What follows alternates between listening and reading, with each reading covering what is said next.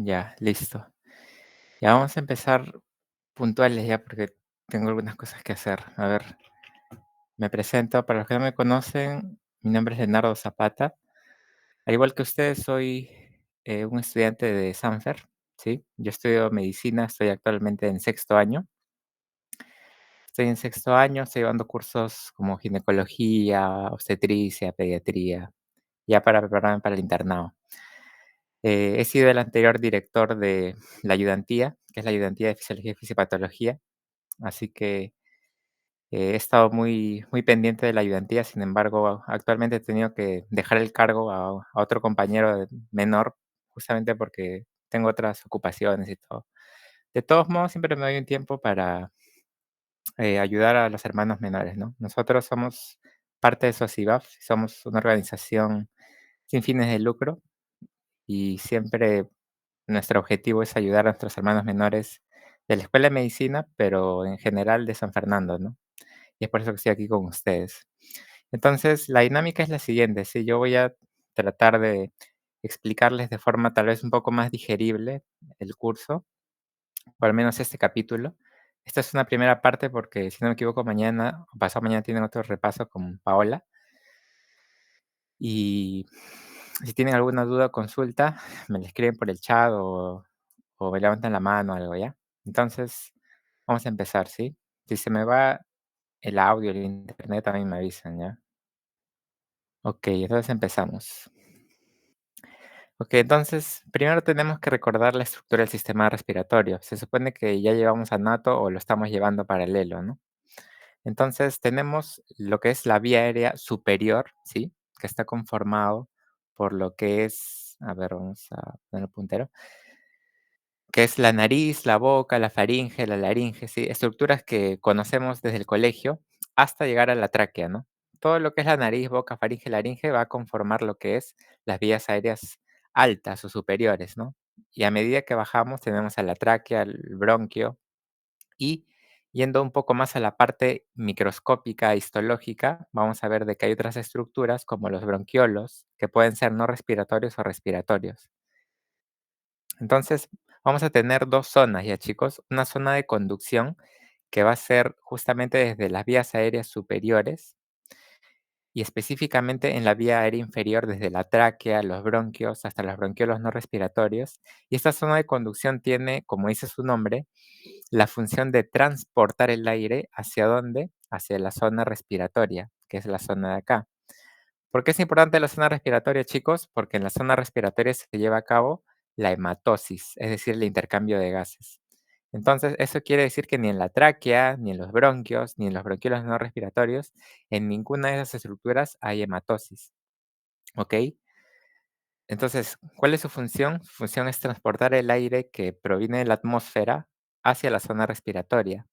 Pero no es solamente transporte, también tiene la función de calentarlo, ¿no? ¿A cuántos grados estaremos ahora? Aproximadamente unos 21 grados, 20 grados. ¿Y qué temperatura tiene nuestro cuerpo, ah? A ver, chicos, para que interactúen por el chat. ¿Qué temperatura tenemos nosotros? ¿O cuál es la temperatura normal?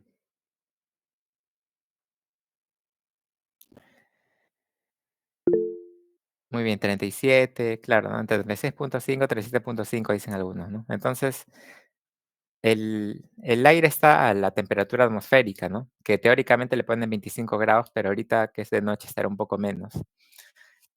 Sin embargo, nuestro cuerpo está a 37, ¿no? Entonces, ese cambio de temperatura podría ser lesivo para alguna célula, ¿no? Sin embargo, gracias al calentamiento, a la humidificación y al filtrado del aire, porque nosotros respiramos un aire que está contaminado. Cuando pasas por Cangallo, por esas zonas, respiras el humo de los carros que pasan, ¿no? Sin embargo, ¿por qué no estás enfermo todo el tiempo? Justamente porque se encargan de filtrar eso y lo retienen a través de la secreción mucosa. Además, limpian las vías aéreas todo el tiempo. Y algo que es importante para ti es de que las vías aéreas de conducción o la zona de conducción va a corresponder al espacio muerto anatómico, ¿ya? Para que recuerdes, ¿sí? Cuando nosotros hacemos una inspiración normal, ingresa un volumen de ¿cuánto? De medio litro, ¿no? 500 mililitros. Sin embargo, de esos 500 mililitros, hay 150 que no se intercambian, ¿no? Es decir, no llegan a la zona respiratoria. Estos 150 justamente es el espacio muerto anatómico. Y entonces, ¿qué cosa sí llega a la zona respiratoria? Lo que falta, ¿no? Los 350. Esos 350 sí logran entrar a la zona respiratoria, ¿no? Listo. ¿Esto es normal? Sí, es lo normal, ¿no? Más o menos en esta fracción es que se reparte el volumen tidal o el volumen corriente, ¿no?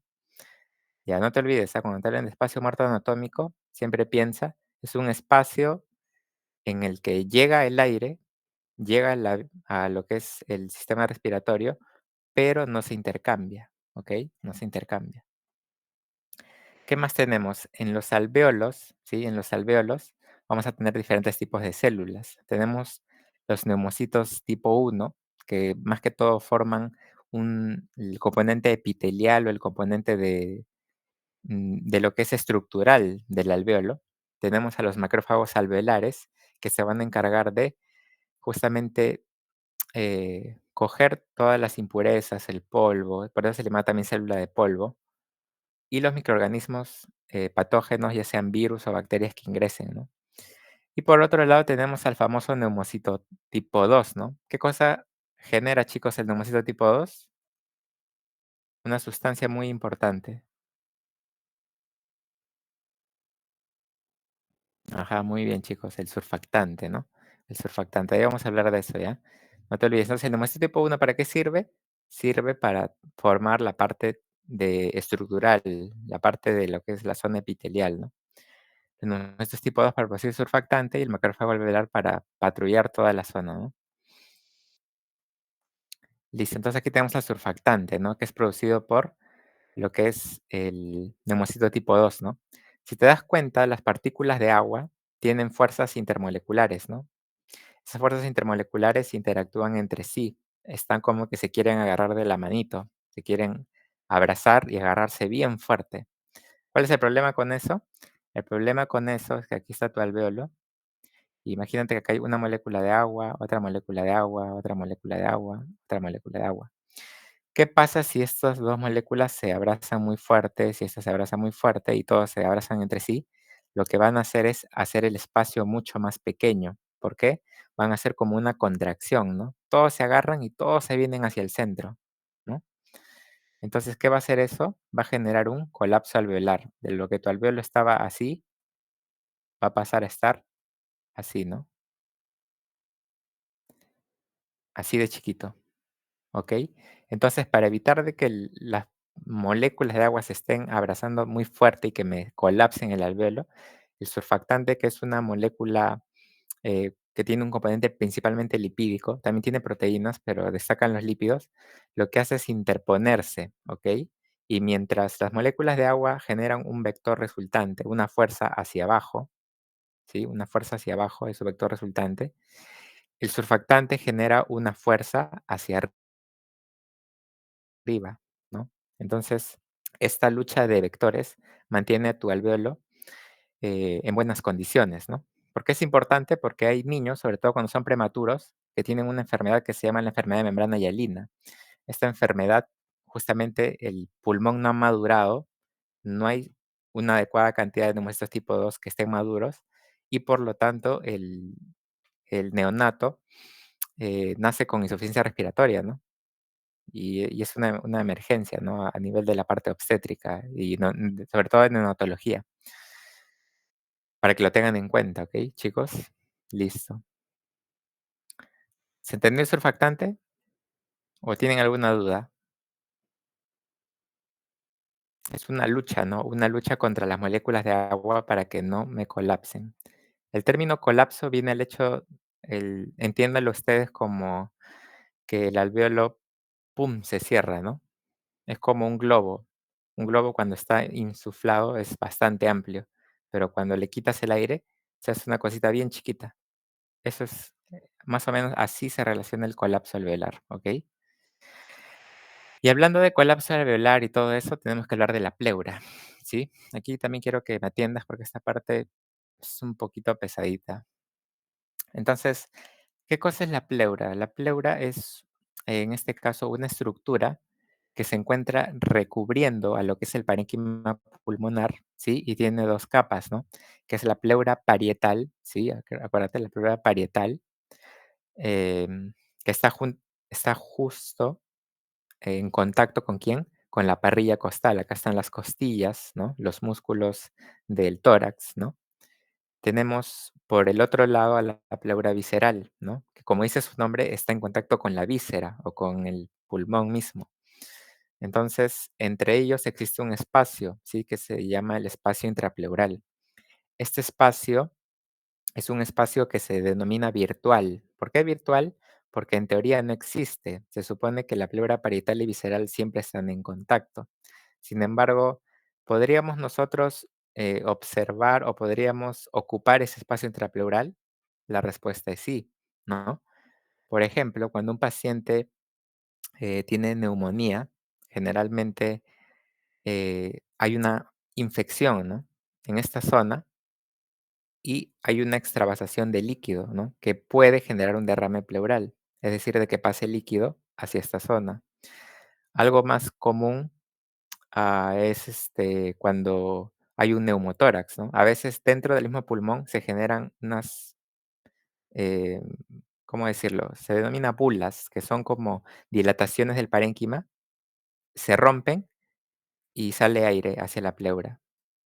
Por otro lado, si te roban y te acuchillan, pueden generar también una ruptura de lo que es la pleura, ¿no? Entonces el aire de la atmósfera va a ingresar a la pleura, ¿no? ¿Y cuál es el problema con esto, chicos? El problema es de que si nosotros ocupamos la pleura, vamos a quitarle sus propiedades, ¿ya? Ahorita te voy a mencionar eso. Entonces, tenemos un líquido pleural, ¿sí? Que se produce en dónde? En la pleura parietal. ¿En dónde drena? En la misma pleura parietal. ¿Qué función tiene? Tiene una función lubricante. Lubrica el contacto entre la pleura parietal y visceral. ¿Ok? Listo. Entonces, quiero que observes esto, ¿sí?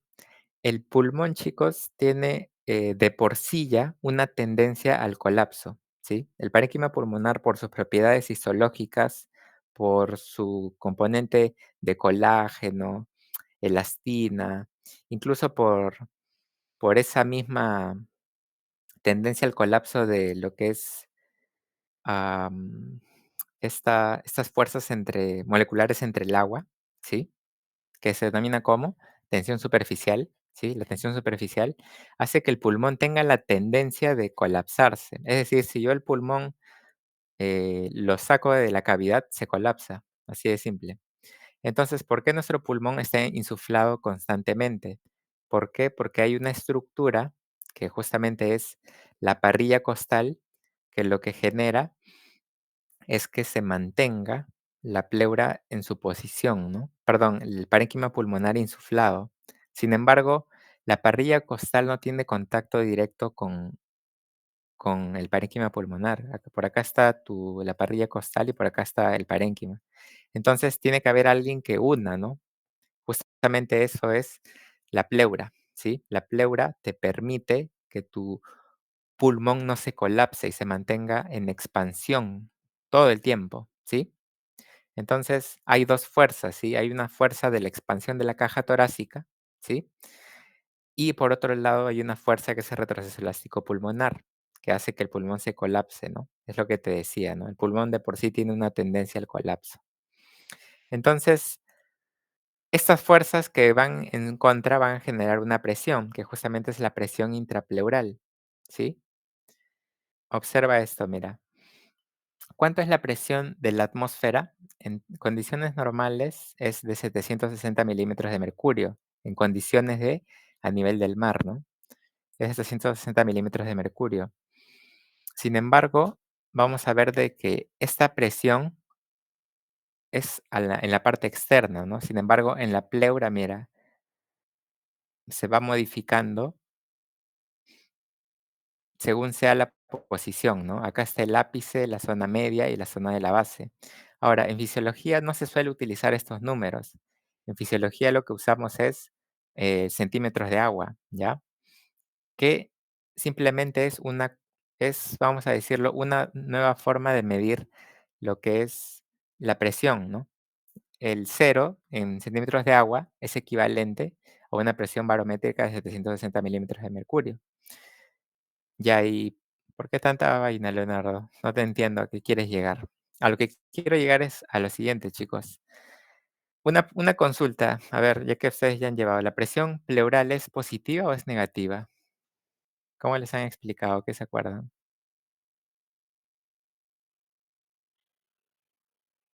¿La presión intrapleural es positiva o es negativa?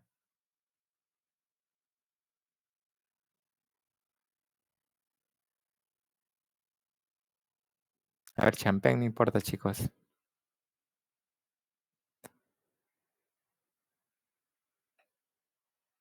Ajá, muy bien.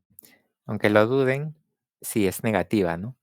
Ahora, algo que quiero que entiendan es lo siguiente. Cuando nosotros hablamos de presiones positivas, es la presión que entendemos normalmente, ¿no? Si yo hago presión, por ejemplo, sobre mi brazo, lo voy a aplastar, ¿no? O si hago presión sobre una estructura, lo voy a comprimir, ¿no? O a presionar. Eso vendría a ser una presión positiva. Sin embargo, cuando hablamos de presiones negativas, estamos hablando de presiones que en vez de comprimir, aplastar, acercar hacia el otro extremo, lo que hace es atraer, ¿no? Entonces, una presión positiva, por ejemplo, de un objeto hacia otro, lo que hace es comprimirlo hacia el otro lado, ¿no? Sin embargo, una presión negativa, ¿qué cosa es lo que hace? Lo que hace es atraer, venga para acá, ¿no? Este de acá atrae a este, ¿no? Una presión negativa, entonces es como como una aspiradora, ¿no? Algo que absorbe, algo que atrae, ¿no?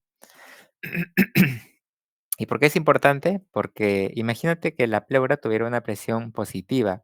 Si la pleura fuera presión positiva, lo que haría con el pulmón sería comprimirlo. Entonces, si lo comprime, este pulmón de que de por sí ya tiene tendencia a colapsarse. Si tú lo comprimes, se termina de colapsar, ¿no? Sin embargo, como la presión de la pleura es negativa, entonces lo que hace es, este de acá que se quiere colapsar, lo atrae, venga para acá, lo atrae, lo está constantemente absorbiendo, cogiendo para que se vaya hacia dónde, hacia la zona de la parrilla costal.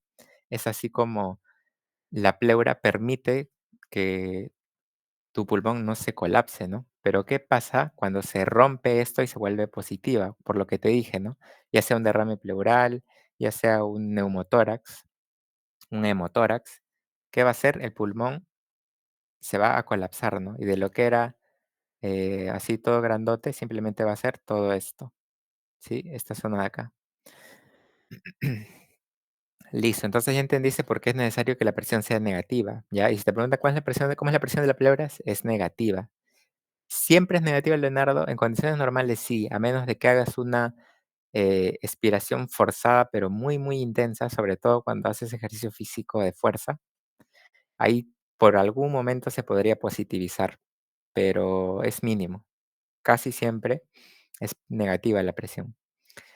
Listo, entonces, ¿qué cosa observas aquí? La presión es más negativa en dónde? Justamente en la zona apical, te pueden preguntar eso. ¿Dónde la presión es más negativa? En la zona del ápice. ¿Y dónde es menos negativa, es decir, más positiva? En la base, ¿no? Y la pregunta sería aquí, ¿por qué? Y la respuesta es sencilla, ¿no? Se supone que nosotros estamos sometidos a la fuerza de gravedad. Entonces, esta zona de acá está sometido a menos presión que la zona de acá, ¿no? Este de acá tiene que soportar tus pulmones, ¿no? Tiene que soportar el peso que está por encima. Es por eso que aquí hay mayor presión, ¿ya? Hay mayor presión, por eso es menos negativo. Acá hay menor presión, por eso es más negativo, ¿no? ¿Quién es mayor? ¿-10 o -2,5? -2,5, ¿verdad? Porque está más cerca del cero. ¿Ok? Pero este juego de palabras se puede confundir un poco, ¿no? Más negativo, menos negativo. Tómalo en cuenta, ¿ya? Listo. Otra cosa. ¿Por qué decimos que la presión es negativa en la parte pleural? ¿De dónde sale este concepto de que es negativo? Cuando a ti te digan que es negativo, no solamente acuérdate de lo que te dije de que absorbe, de que atrae, sino acuérdate de un parámetro, ¿no? Para decir que es negativo tenemos que tomar en cuenta el cero, ¿no? Para decir que está por debajo del cero es negativo. Sin embargo, cuando nosotros hablamos, chicos, de que la pleura tiene una presión negativa, simplemente estamos diciendo de que la pleura tiene una presión subatmosférica, ¿ok? Es decir, tiene una presión por debajo de la presión de la atmósfera. Mira, acá está 753, 756, 58. Todo esto es menor a quién? A la presión de la atmósfera. Es por eso que esta presión subatmosférica nosotros la estudiamos como una presión negativa, ¿sí? Simplemente porque está por debajo de la presión de la atmósfera, ¿ok? Como te digo, una equivalencia es los centímetros de agua, ¿ya? Así que no te asustes si en tu libro o en tu diapo lo ves así. Es algo similar. Si no es que en fisiología lo estudiamos de forma más precisa en centímetros de agua. Es una manera más rentable de medir. Listo, entonces la presión intrapleural es negativa, ¿ya? En inspiración es de aproximadamente -6 y en expiración es de aproximadamente -3, ¿no? Entonces, ¿dónde la presión es más negativa? En la inspiración, ¿ok? Después vamos a entender por qué. ¿Y por qué? Y en la expiración la presión es menos negativa, ¿no? Se acerca más a la parte positiva, ¿no? Otro concepto que también hablan a veces es la presión transpulmonar. ¿Qué cosa es la presión transpulmonar? Simplemente es la diferencia entre la presión alveolar y la presión, en este caso, intrapleural, ¿no? Para que lo entiendas de forma más sencilla, esta presión transpulmonar es una presión entre dos compartimentos, ¿no? Acá está el alveolo y acá está la parte de la zona intrapleural, ¿no? Esta es la zona del espacio intrapleural y acá está el alveolo, ¿no? Entonces, esta presión transpulmonar simplemente te va a decir lo siguiente: si la presión se encuentra positiva, entonces hay distensión, ¿ok? Si el valor es positivo, hay distensión, es decir, vamos a llevarlo hacia afuera, ¿ya? Pero ¿qué pasa si la presión transpulmonar se hace negativa? Entonces va a haber colapso, se va a venir para adentro, ¿no? Simplemente eso, acuérdate de eso nomás. Valor es positivo, hay distensión hacia afuera. Si el valor es negativo, hay más bien una regresión, ¿no? Hacia la parte de adentro, ¿ok? Ya.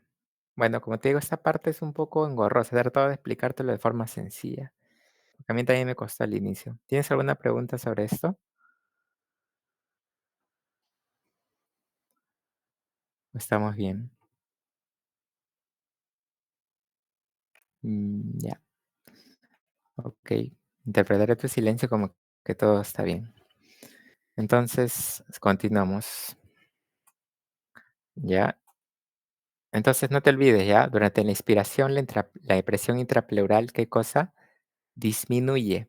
¿Ok? Mira, acá tenemos la inspiración y la expiración. Y acá tenemos presión y por acá cambio de volumen.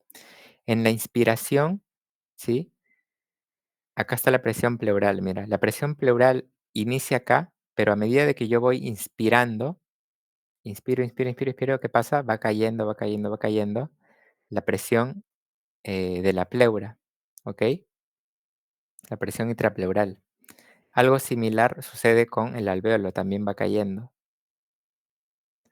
Pero, ¿qué es lo que sube? Lo que sube es el volumen, ¿no? Porque a medida de que yo estoy inspirando, estoy llenando el pulmón de aire. Por eso el volumen pulmonar aumenta, ¿ok? Y acá está lo que es la presión transpulmonar, ¿no? Que es la diferencia justamente de la presión alveolar y la presión intrapleural, ¿no? ¿Qué es lo que suelen preguntar? En la inspiración, ¿aumenta o disminuye la presión intrapleural? Y la respuesta es, se hace más negativa, disminuye, ¿ya? Y en la expiración lo contrario, ¿no? Acá, ¿qué sucede? Empieza a aumentar, empieza a aumentar, aumentar, aumentar, ¿ya? Listo. Entonces hablemos de la ventilación, ¿ya? La ventilación, chicos, no es nada más que el movimiento de aire hacia adentro y hacia afuera, ¿sí? Convectivo en sentido que tiene una dirección, ¿ok? Entonces vamos a analizar algunos aspectos físicos, ¿sí? Primero es el flujo, ¿ya? El aire, al igual que el agua, es considerado un fluido, ¿ok? Entonces, como todo fluido, se estudia en base a las mismas fórmulas que estudiamos la parte de la mecánica de fluidos y todo eso. Entonces, el flujo de aire, ¿sí? Puede ser de forma laminar en las vías respiratorias pequeñas. ¿A qué se refiere con laminar?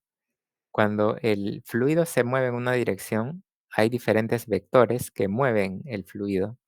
Si estos vectores tienen una dirección, en este caso paralela entre todas, decimos que el flujo es laminar, ¿ok? Es decir, pasa bien sedita, por así decirlo, pasa de frente, ¿no? Sin embargo, ¿qué pasa cuando digamos, pasamos a vías respiratorias que ya son más grandecitas, ¿no? Acá va a haber un flujo transicional, ¿ya? ¿Transicional en qué sentido? En el que cuando nosotros llegamos a vías respiratorias muy grandes, como por ejemplo la tráquea, los bronquios, el flujo se vuelve turbulento, ¿sí? Si te das cuenta, estos vectores ya no están tan paralelos, están medio chuecos, ¿no? Todos chuecos. Es un flujo turbulento. Entonces, la pregunta es ¿por qué, no? ¿Por qué en las vías respiratorias grandes hay flujo turbulento? Lo que sucede, chicos, es que los vectores que están al centro no tienen problemas, ¿ya? Porque no hay muchos impedimentos a su alrededor. Sin embargo, los que sí tienen problemas, ¿sí? Son los vectores que están cerca a la pared de, ya sea del vaso sanguíneo o en este caso de la vía respiratoria. Este vector que está pasando por acá pasa muy pegadito y en algún momento, pum, se choca con la pared y se viene para abajo. ¿Ya? El problema es de que este movimiento en falso hace que el vector que estaba por acá también lo afecte, ¿no? Afecte esto y este también se viene para abajo, ¿no? Y lo mismo acá, pero este para arriba. Entonces, cuando la vía, ¿qué pasa cuando la vía aérea es muy grande? Hay mucha pared, ¿no? Mucha pared, ¿no? Si tú lo abres, hay una pared grandota. Entonces, al haber mucha pared, hay más vectores que se chocan y se generan el flujo turbulento. En cambio, en una vía aérea pequeña hay poca pared, ¿no? Entonces, eso hace que el flujo sea más laminar. Sin embargo, ¿cuál predomina? ¿Cuál es el que más hay en la vía aérea? Es el flujo transicional, que es las vías aéreas medianas. Acá hay zonas donde hay flujo laminar, pero hay zonas donde se vuelve turbulento, mira, por eso se llama transicional. Estas zonas de acá hay flujo turbulento, si te das cuenta. Listo, entonces ese flujo laminar y ese flujo turbulento, ¿ok? Lo vas a volver a ver para cardio probablemente. ¿Qué más tenemos? Tenemos también de que hay una resistencia de las vías aéreas, ¿sí? Y esta resistencia se estudia a través de la ley de Poiseuille. Esta ley te dice básicamente de que la longitud, o en este caso la longitud del radio que vemos acá, está en una relación inversamente proporcional a lo que es la resistencia. En otras palabras, ¿qué pasa cuando el radio, sí, aumenta su tamaño o su luz? La resistencia, ¿qué cosa es? Menor, ¿no? ¿Por qué? Porque está en relación inversa. Pero ¿qué pasa cuando el radio se hace más pequeño? La resistencia aumenta, ¿no? Y es lógico, ¿no? Una cosa es, para que entiendas esto, imagínate que tú eres el flujo de aire y te ponen una puerta de este tamaño, ¿no? Tú entras normal. Pero ¿qué pasa si te ponen una puerta mucho más grande? Entonces es más fácil que ingreses, ¿no? Pero ¿qué pasa si te ponen una puerta chiquitita? Vas a tener que acomodarte, empujarte, doblarte, ¿no? Para poder ingresar. Es decir, en esta puerta pequeña hay más resistencia, ¿no? Por eso a menor radio hay mayor resistencia, ¿ok?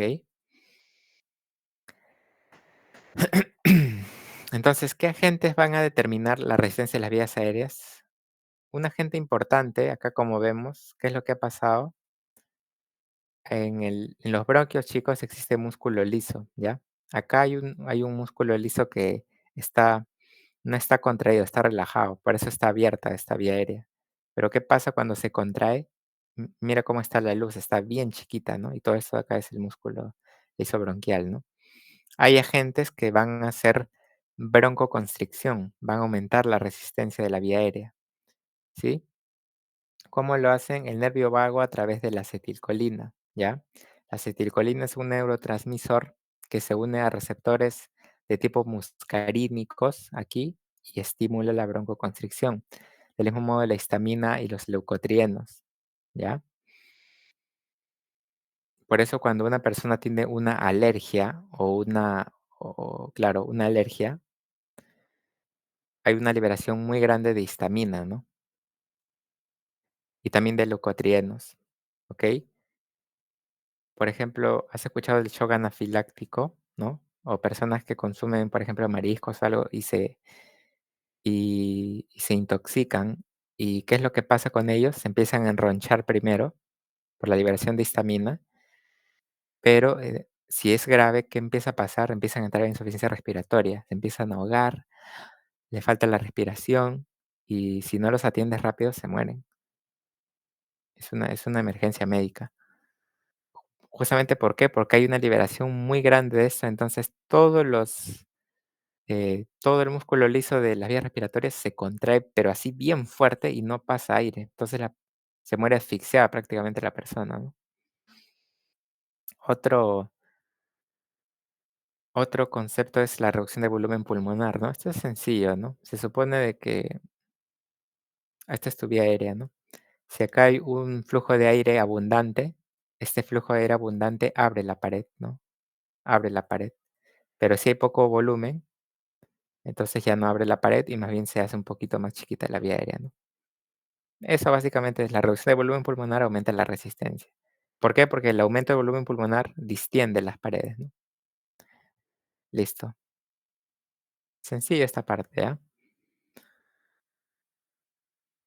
¿Qué más tenemos? Tenemos otros conceptos como que es la compliance o la distensibilidad. La compliance y distensibilidad es básicamente el cambio de volumen pulmonar por cambio de la presión transpulmonar, ¿ya? Entonces, la fórmula para estudiar esto es la variación del volumen pulmonar por o entre la variación de la presión transpulmonar, ¿ok? Y la elastancia vendría a ser esa tendencia del pulmón para regresar a su tamaño original. ¿Cómo se estudia? Como la inversa de la compliance, ¿no? Para que lo entiendas de forma más sencilla, la compliance es lo siguiente, ¿no? ¿Qué tan distensible es tu pulmón, no? Si yo genero un pequeño cambio de la presión transpulmonar, ¿qué tanto varía tu volumen pulmonar, no? Eso básicamente es, ¿no? Y la elastancia vendría a ser esa capacidad que tiene para regresar a su tamaño, ¿no? Es la inversa. Entonces quiero que observes este gráfico, mira. Acá está la presión transpulmonar variando y acá está el cambio de volumen, ¿no? Entonces, mira, en condiciones normales, a medida de que aumenta la presión transpulmonar, ¿te acuerdas qué era la presión transpulmonar? Era la presión alveolar menos la presión intrapleural, ¿no? ¿Y para qué me servía? Para saber si hay o no distensión, ¿no? ¿Te acuerdas que te dije? Si es positivo hay distensión, ¿no? Y si es negativo, más bien hay una contracción, una tracción hacia adentro, ¿no? Entonces, si yo aumento la presión transpulmonar, se supone que debería distender más el pulmón y por lo tanto debería haber un cambio de volumen también considerable, ¿no? Si yo distiendo el pulmón, tengo que hacer entrar más volumen de aire, ¿no? Es por eso de que a medida que aumenta la presión transpulmonar, el volumen aumenta, aumenta, aumenta, ¿no? Pero, ¿qué pasa en diferentes condiciones, no? Por ejemplo, vamos a observar este punto de acá, ¿ya? Este punto de acá, este nivel de acá y este nivel de acá. Quiero que sigas estos 3 puntos, ¿ya? Un poco chueco, pero quiero que lo sigas. Mira, em, el enfisema, chicos, es una enfermedad en la que sobre todo le da a las personas que fuman mucho, ¿ya?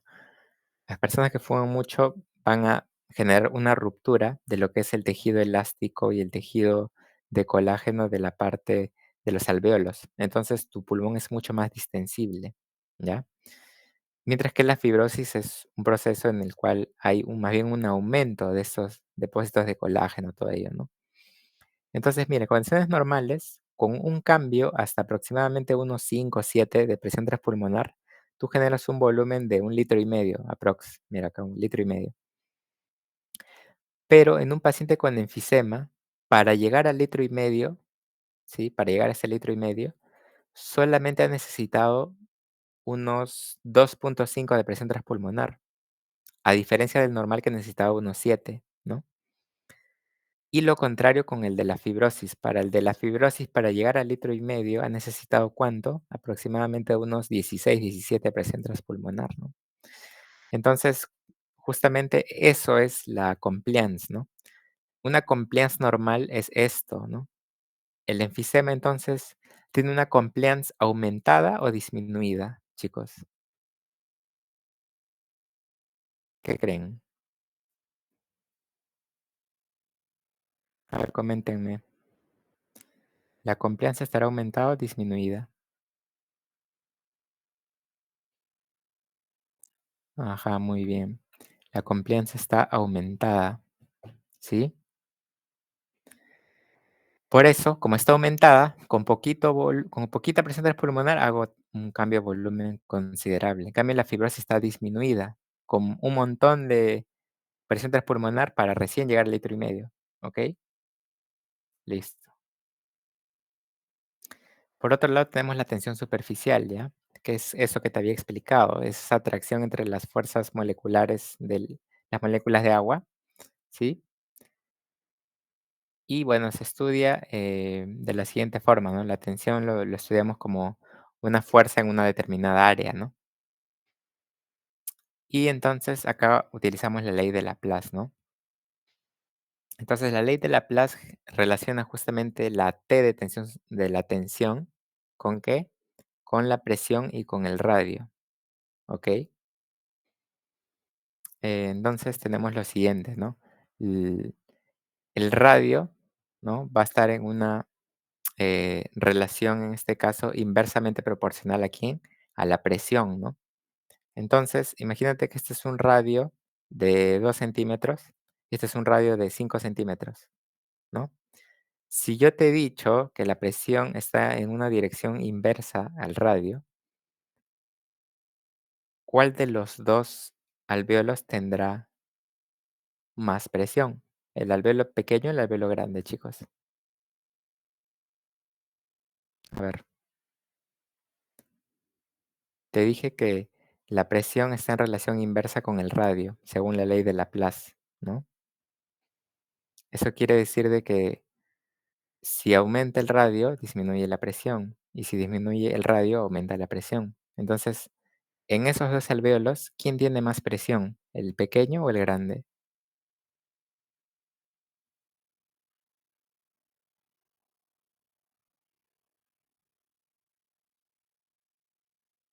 Ajá, muy bien, el pequeño, ¿no? Exacto. Entonces, siempre hacen esta pregunta en los libros de fisiología, ¿no? Te dicen, ¿hacia dónde irá el aire si ambos alvéolos tienen la misma tensión? Se supone que ambos tienen la misma tensión, que es 2T, ¿no? Cualquiera pensaría, ah, ya, pero va del alvéolo más grande al alvéolo más pequeño porque el alvéolo grande tiene más aire, ¿no? Pero la respuesta es no, porque acuérdate que la presión siempre va de una zona de mayor presión hacia una zona de menor presión. Y como tú muy bien me has dicho, el que tiene más presión es este. Entonces, por más de que este tenga más aire, el flujo es este, chicos, es del alvéolo pequeño hacia el alvéolo grande, ¿ok? Esta es la dirección, va de acá hasta acá. ¿Cuál es el problema con eso? De que este se colapsa, ¿ves, no? Lleva todo el aire y se colapsa, y este queda, ¿no?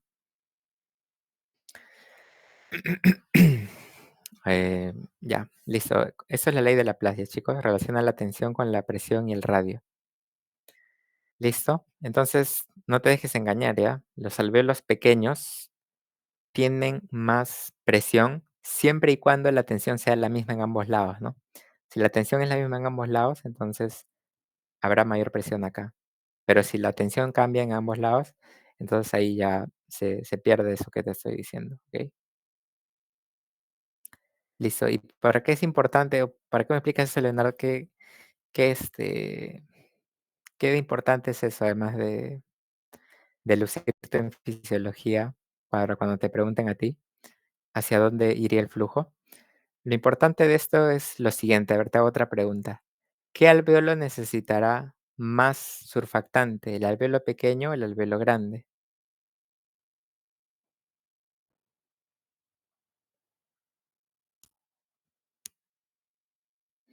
A ver, tienes que darle surfactante a alguien. ¿A quién le das el surfactante? Ajá, exacto. Tienes que darle al pequeño, porque ese pequeño, al haber tanta presión ahí contenida, se va a colapsar. Entonces, aquí, mira, hay una capa delgada de surfactante, porque no necesito tanto, pero aquí hay una capa gruesa de surfactante. Si no, este man se colapsa, ¿ya? Para eso te explicaba esto, ¿ya? Ese es el motivo. Ya, listo. Entonces pasamos a la mecánica ventilatoria. ¿Qué es la mecánica ventilatoria, chicos? No es nada más que el conjunto de fuerzas que van a ser capaces de vencer la resistencia que tiene la caja torácica, ¿ok? La pregunta aquí es, ¿por qué el aire entra y por qué sale? ¿Por arte de magia? ¿Será que nuestro cuerpo hace magia y el aire entra y sale solo, sin que nosotros hagamos algo? Realmente no, es bastante sencillo y no es magia, es simplemente biofísica, ¿no? ¿Qué es lo que pasa? En condiciones de reposo en el cual no estamos ni inspirando ni expirando, la presión, en este caso atmosférica, es la misma que la presión en el pulmón, ¿ya? No te olvides de que el flujo, ¿ya? El flujo siempre va, ¿en qué sentido? De una zona de mayor presión, ¿ya? Mayor presión hacia una zona de menor presión. No te olvides, ¿ya? No te olvides, esta es la ley del flujo. Entonces, en estas condiciones, ¿habrá flujo? No, no hay flujo porque no hay ninguna zona de mayor ni ninguna zona de menor presión, ¿ok? Entonces, para esto es importante analizar la ley de Boyle. ¿Para qué? Para la caja torácica. ¿Qué nos dice la ley de Boyle? Simplemente de que la presión está en una relación inversamente proporcional al volumen. Eso quiere decir de que si yo aumento el volumen, ¿qué va a pasar con la presión? Va a caer. ¿Qué pasa si yo disminuyo el volumen? La presión va a aumentar. ¿Listo? ¿Volumen de qué, Leonardo? El volumen de la caja torácica, ya, de la caja torácica, ¿ya? Entonces, para que lo entiendas, si aumenta el volumen de la caja torácica, la presión en la caja torácica también es menor. Pero si yo disminuyo el volumen, aumenta la presión de la caja torácica, ¿ok? Listo. Entonces, hay músculos de la inspiración y de la expiración. Si te preguntan cuál es el principal músculo de la respiración, ¿qué respondes tú? ¿Cuál es el principal músculo de la respiración?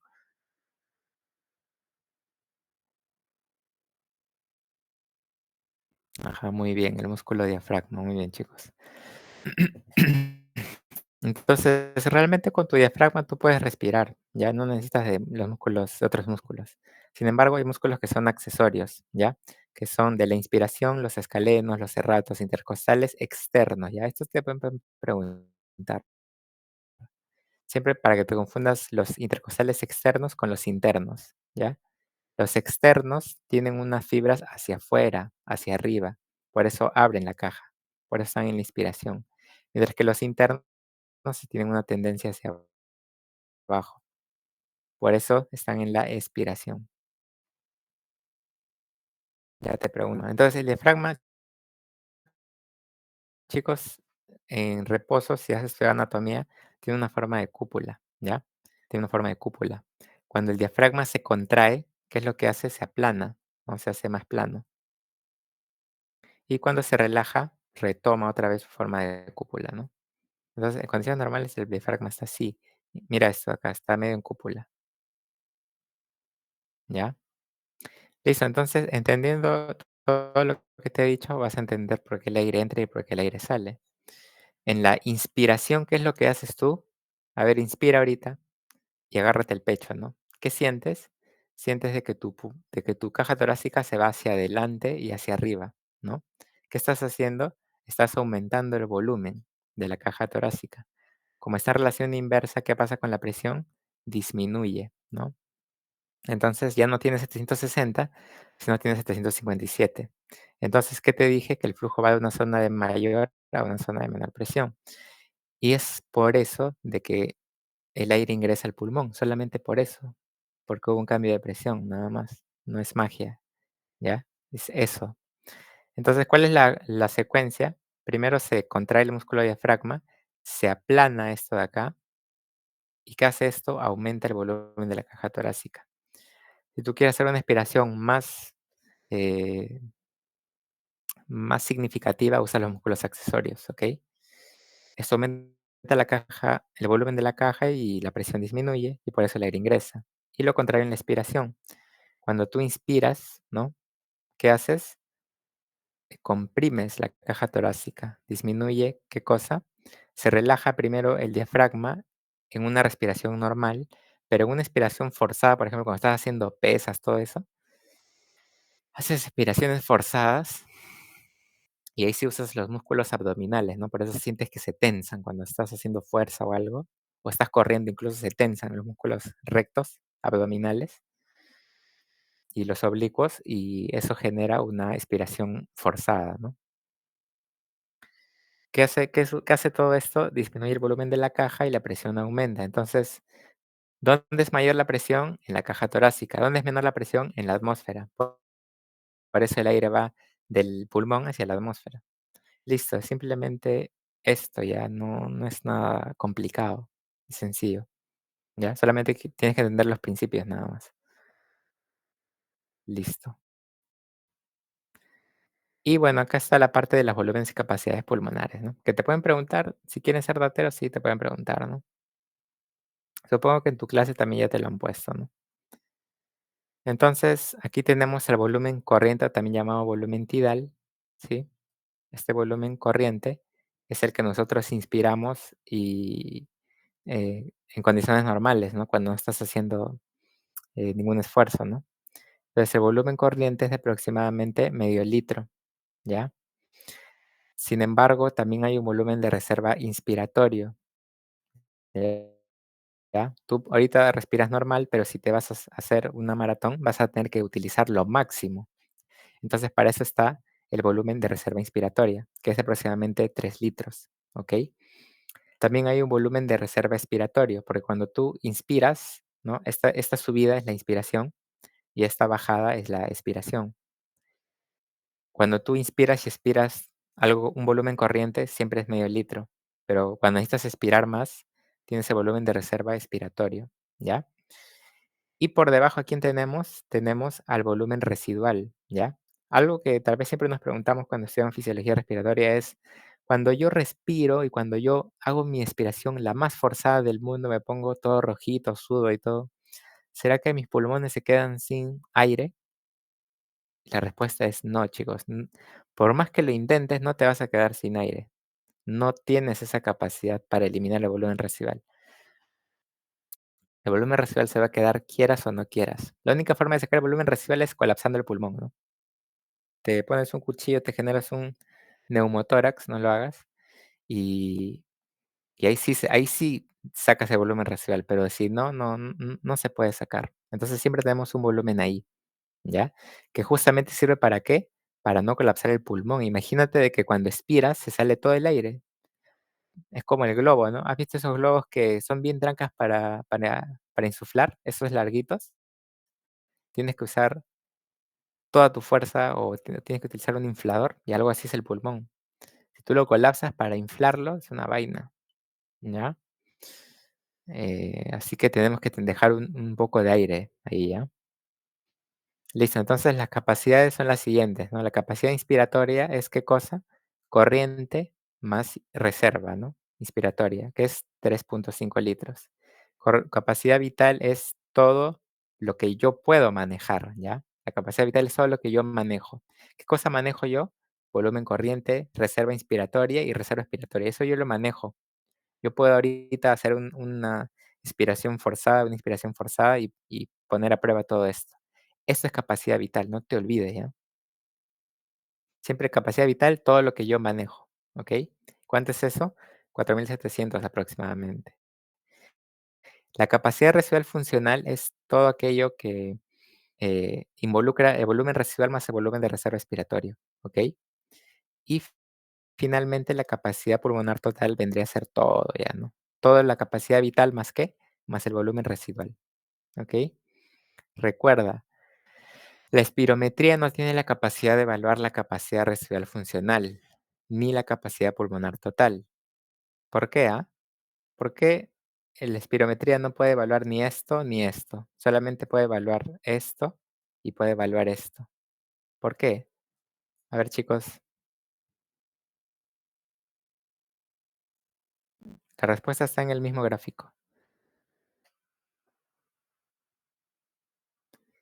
¿Qué tiene la capacidad residual funcional y la capacidad pulmonar total que no tengan la vital ni la inspiratoria?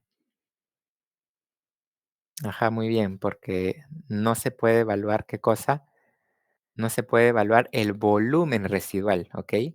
Exacto, el volumen residual. Entonces, como el volumen residual por medio de espirometría no puedo evaluarlo, has hecho espirometría, ¿no? Has inspirado y has soplado con toda tu fuerza el tubo, ¿no? Cuando has inspirado todo, has hecho esto, ¿no? Y cuando has expirado, has hecho esto, ¿no? Sin embargo, esto nunca lo has tocado, no se puede medir. Entonces, como la espirometría no evalúa esto, no puedes ni esto ni esto, ¿no? ¿Qué vas a utilizar para ello? Una pletismografía, ¿ya? Que es un examen mucho más complejo, más caro, ¿no? Que se hace muy poco realmente. Listo, entonces la perfusión es el otro concepto, ¿no? ¿Qué cosa es la perfusión, chicos? No es nada más que la cantidad de sangre que va a atravesar el pulmón para volver a oxigenarse, ¿ya? Y aquí quiero que me atiendas, es un poquito engorroso esto a veces. Existen 3 zonas de West, ¿ya? Que son la zona uno, 2 y 3, ¿ya? Algo que quiero que entiendas es lo siguiente. Acá tenemos un alveolo, ¿ya? Un alveolo. Y este alveolo está en contacto con los vasos sanguíneos, porque los vasos sanguíneos están en contacto directo con los alveolos. Lo que quiero que entiendas es que tanto el alveolo, ¿ya? El alveolo como el vaso sanguíneo están en constante lucha, ¿ya? ¿A qué me refiero con lucha? Entre que si el vaso sanguíneo llega a mucha sangre, lo que hace es empujar al alveolo y lo tiende a colapsar. Del mismo modo, el alveolo, cuando se llena de aire, empuja hacia abajo al vaso sanguíneo. Entonces lo contrae, ¿no? Lo hace más pequeño. Entonces ahí están mechándose quiénes, el alveolo y el vaso sanguíneo por quién comprime al otro, ¿no? ¿Ya? Es algo normal. Quiero que entiendas esto para que entiendas esto, mira. En la zona uno, mira, acá está lo que es la arteria pulmonar, ¿no? Acuérdate que entra por el hilio pulmonar y todo. El hilio pulmonar está en el ápice, en la base o en la zona media. En la zona media, ¿verdad? En el hilio pulmonar. Entonces, ¿qué es lo que sucede en esta parte? ¿Ya? Lo que sucede, chicos, es que la sangre llega y por gravedad se va hacia abajo, ¿sí o no? Sin embargo, la parte de arriba también llega sangre, pero no tanto. Es por eso que en esta zona, ¿quién gana? Gana la presión alveolar, por encima de la presión arterial y por encima de la venosa, ¿no? Es por eso que acá ves un alveolo grandote y ¿cómo está el vaso sanguíneo? Está chiquito, por esto que te dije, ¿no? Acá el alveolo se aprovecha de que hay poca perfusión y comprime, ¿no? Pero en la zona 2 la cosa ya cambia, ¿no? Porque acá el flujo viene con fuerza, ¿no? Viene un flujo fuerte. Entonces, el vaso sanguíneo acá le gana y más bien hace que el alveolo ya no sea tan grande, ¿no? Ya no sea tan grande. Y es por eso de que acá el vaso sanguíneo ya está mucho más grande, ¿no? Solamente le gana a lo que es la parte venosa, que es esta parte que está medio contraída, que ves acá. Esa sería la parte venosa, ¿no? Entonces, en la zona 2 la presión arterial gana, está por encima de la alveolar. La alveolar es que tiene mayúscula, ¿ya? Pero la venosa todavía no gana, ¿no? Sin embargo, cuando llegamos a la base, ahí el flujo va con más fuerza todavía, porque la gravedad empuja hacia abajo el flujo. Entonces, mira, acá la arteria está recontra distendida y aquí todos le ganan a quién, a la presión alveolar, ¿ok? ¿Se entiende? Sí, es sencillo de entender con lo que te he dicho, ¿ya? Entonces la gravedad hace toda la magia, ¿no? ¿Importa la posición en la que esté? Por supuesto. Si yo estoy sentado explicándote, mis pulmones obedecen a esta ley, ¿no? Pero ¿qué pasa si yo me echo hacia atrás, ¿no? Me echo, ¿qué va a pasar? La sangre se va a ir hacia esta zona. ¿Qué pasa si me echo boca abajo, no? ¿Qué pasa si me pongo de cabeza? El flujo va a ir por acá. En condiciones normales el flujo generalmente está por acá, ¿no? Entonces, importa la posición en la que esté porque ahí va a ir el flujo, ¿no? ¿Por qué es importante? Es importante porque, ¿te acuerdas del COVID? ¿Te acuerdas de la ventilación mecánica? ¿Te acuerdas que los pacientes tenían que estar de cúbito ventral, verdad? ¿Para qué? Para una mejor oxigenación, una mejor distribución de lo que es el aire y también de la perfusión, ¿no? ¿Ya? Entonces importa mucho la posición en la que estoy, ¿ok? Otros conceptos son los conceptos de reclutamiento, ¿ya? Mira, en condiciones normales yo tengo vasos que están abiertos, pero no están perfundidos. Mira, está abierto, hay un espacio acá. Pero hay otros vasos que están colapsados. Mira, este vaso está bien delgadito, está colapsado. Entonces tengo una reserva aquí, ¿no? Tengo una reserva. Esa reserva yo la voy a utilizar cuando aumento la presión de perfusión. ¿Cuándo aumenta? Cuando empiezo a hacer ejercicio. Hago ejercicio, ¿qué hago? Aumento el gasto cardíaco. El flujo de la arteria pulmonar es mucho mayor. Entonces, al aumentar la presión de perfusión, voy a generar un fenómeno llamado reclutamiento, que no es nada más que el aumento del número de vasos abiertos y perfundidos, ¿no? Como la presión de perfusión aumenta, dilata a estos vasos que estaban anteriormente como colapsados. Este estaba colapsado y ahora está abierto. Y este que estaba no perfundido, ahora está perfundido, ¿no? Y aparte hay una distensión, ¿no? Todo eso que hace optimiza, ¿no? Optimiza lo que es el flujo pulmonar y es así como puedo responder a eventos estresantes o a actividad física intensa, ¿ok? Otros agentes involucrados, bueno, ya esto te lo dejo para que lo leas nomás, ¿ya? Hay agentes dilatadores y constrictores, ¿ya? Em, ¿Qué cosa es la vasoconstricción hipóxica? Para que lo entiendas. Em, la vasoconstricción hipóxica te dice lo siguiente: si tú tienes alvéolos, ¿ya? Que hay poca ventilación, ¿qué hace el vaso sanguíneo de acá? El vaso sanguíneo de acá detecta que hay poca ventilación, entonces, ¿qué hace? Hace vasoconstricción. ¿Por qué? Por la hipoxia inducida por la poca ventilación. ¿Para qué? Para que el flujo ya no venga por acá, porque es inútil que venga por acá, porque hay poca ventilación. Entonces, ese flujo va a evitar el paso por aquí y se va a ir ¿por dónde? Por zonas donde haya una adecuada ventilación. Eso optimiza el proceso de perfusión-ventilación, ¿ok? Este es el proceso, ¿no? Cuando hay bajos niveles de oxígeno, se tienen los canales de calcio, hay un mayor ingreso de calcio, y el ingreso de calcio se asocia ¿con qué? Con constricción del músculo liso o vasoconstricción. Ya, bueno, no me hagas caso, eso solamente es un plus nomás, ¿ya? Si te sirve bien, no sé si te preguntarán, pero te lo puse por si acá. Pero esto sí es importante, ¿ya? La relación ventilación-perfusión. Entonces, la ventilación es el movimiento convectivo de aire hacia adentro y hacia afuera de los pulmones, ¿sí? Acá tenemos un alveolo, ¿ya? Y tenemos la perfusión, que es la cantidad de sangre que atraviesa el pulmón para reoxigenarse. Acá están los capilares, acá está la arteria pulmonar que tiene sangre venosa y la vena pulmonar que tiene sangre arterial. Es una contradicción, ¿no? Pero así ocurre en el pulmón. Entonces, El alvéolo generalmente la ventilación es aproximadamente 4,2 litros por minuto, mientras que el gasto cardíaco es de 5 litros por minuto. Si yo hago un cociente, me sale 0,8. Eso vendría a ser la relación ventilación-perfusión, ¿ya? ¿Y para qué me sirve esto? Para analizar lo siguiente, ¿ya? Mira, algo que quiero que entiendas es lo siguiente, apúntalo, no sé, ¿ya? La base es la zona mejor perfundida y mejor ventilada. Si te preguntan a secas, ¿ya? ¿Cuál es la zona mejor perfundida? La base. ¿Cuál es la zona mejor ventilada? La base, ¿ya? Esta de acá, la base. La pregunta es ¿por qué? Por la gravedad. Cuando tú, cuando el flujo de sangre llega, se viene para abajo el flujo, por eso hay mayor perfusión. Cuando tú inspiras, el aire ingresa así y viene hacia abajo, ¿no? Por eso también hay mayor ventilación. Además, aquí hay más parénquima pulmonar, ¿ya? En estas zonas, chicos, vas a encontrar alvéolos pequeños, pero abundantes, son muchos. En cambio, aquí, ¿qué vas a encontrar? En el ápice, o en el vértice, alvéolos grandes, pero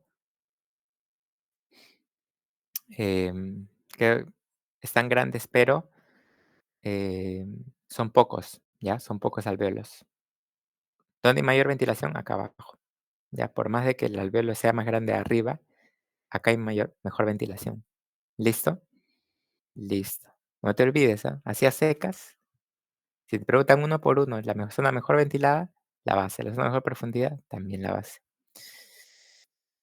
Sin embargo, cuando hacemos la relación V-Q, mira, en el vértice hay una ventilación de 0,24 y en la base casi 3 o 4 veces. Es mucho más la ventilación abajo y la perfusión igual. 0,07 y acá 1,29. ¿Dónde hay más ventilación? Abajo. ¿Dónde hay más perfusión? Abajo. Sin embargo, si yo hago este cociente que hice de acá, ventilación entre perfusión, me sale 3,40 y abajo 0,63. Entonces, la relación VQ, ¿dónde es mayor, chicos? La relación VQ es mayor en el vértice o en el ápice con respecto a la base, ¿no? En la base es menor, ¿ya? Entonces, en el ápice hay una relación VQ mayor. ¿Cómo se interpreta esto de la relación VQ mayor? Se interpreta de la siguiente forma, ¿no? Atento, ¿ya? Entonces decimos que el ápice es una zona que está mejor ventilada que perfundida, ¿no? La zona mejor ventilada que perfundida, ¿ya? Es por eso que tu alvéolo como está grande. ¿Te acuerdas que te había dicho que el alvéolo y el vaso sanguíneo se mechan? Listo, ¿no? Como esa zona está mejor ventilada que perfundida, el alvéolo es grande. Sin embargo, esta zona está mejor perfundida que ventilada. Es por eso que los alvéolos son pequeños, ¿ya? Eso de que está mejor ventilada que perfundida explica por qué la relación V-Q es mayor. Y también de por qué la base está mejor perfundida que ventilada, también explica por qué la relación V-Q es menor, ¿no? Es matemáticas. Si la ventilación es más que la perfusión, este cociente aumenta. Pero si la perfusión es más que la ventilación, el cociente disminuye, ¿no? Es sencillo realmente. ¿Se entendió? ¿O alguna duda?